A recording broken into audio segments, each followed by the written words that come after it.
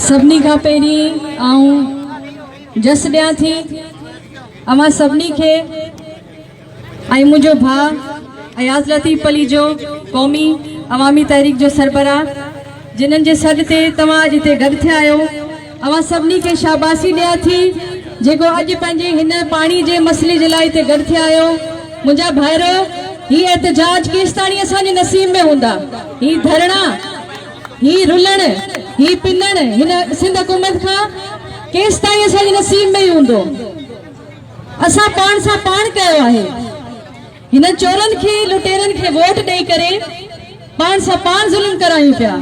जो असांजो अॼु पाणी बि बंदि थी वियो आहे इन यज़ीदनि काफ़िरनि करबला जहिड़ो असांखे करे छॾियो आहे। जीअं असां करबला में वेठा आहियूं, करबला में पाणी न आहे।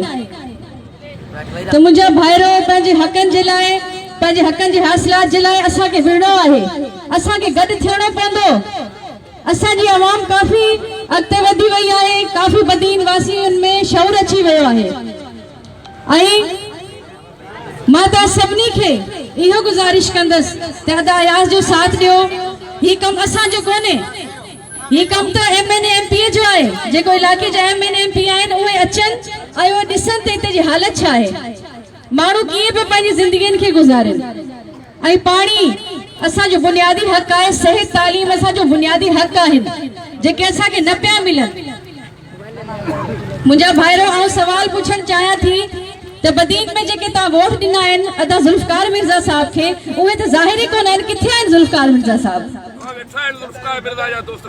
तव्हां मुंहिंजी ॻाल्हि खां मुतफ़िक़ आहियो? आवाज़ बुलंद कयो न। तव्हां वोट त ॾियो था ऐं वोट वठण खां पोइ त तव्हांजो केरु ज़ाहिर ई कोन थो थिए। हाणे अदा ज़ुल्फ़कार मिर्ज़ा अचनि था तव्हांजी सार लहनि ऐं ॾिसनि त बदीन जी आवाम जेको आहे कीअं पाणी खां सवाइ मरी रही आहे। त मुंहिंजा भाइरो, वोट वठण जे टाइम ते त सभु मिठ मिठ कंदा आहिनि, पर जॾहिं हू कामयाब थी वोट वठी वेंदा उन खां पोइ ज़ाहिर न थींदा, पंहिंजी आवाम जी सार ई न लहंदा त असांजी आवाम कहिड़े हाल में आहे। त महिरबानी करे वोट सोची सम्झी ॾियो ऐं अहिड़े माण्हू खे ॾियो, दोस्त आवाम खे ॾियो जेको तव्हांजी क़दुरु करे, जेके तव्हांजा मसइला हल करे। अगरि तव्हां सोची सम्झी वोट ॾियो आहे त तव्हांजो इहो अछर न थिए आहे।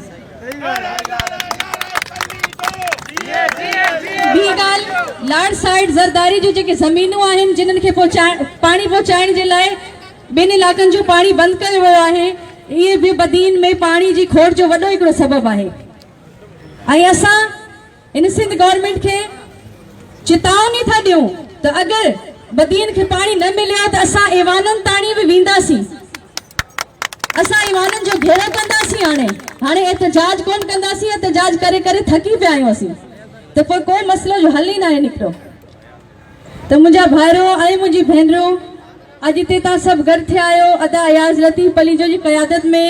ही जेको असां रैली हिते कई आहे, रखी आहे, हिकिड़ी कामयाब असांजी रैली आहे। ऐं इंशाअल्लाह अगरि बदीन वासियुनि खे पाणी न ॾिनो वियो त सॼी सिंध में अहिड़ा कई एहतजाज थींदा ऐं कई रैलियूं थींदियूं।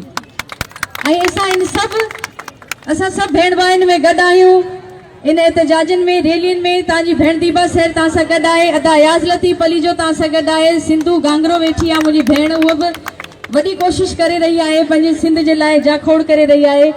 अवां सभिनी जूं वॾियूं महिरबानियूं। जीअं सिंध, जीअं पाकिस्तान।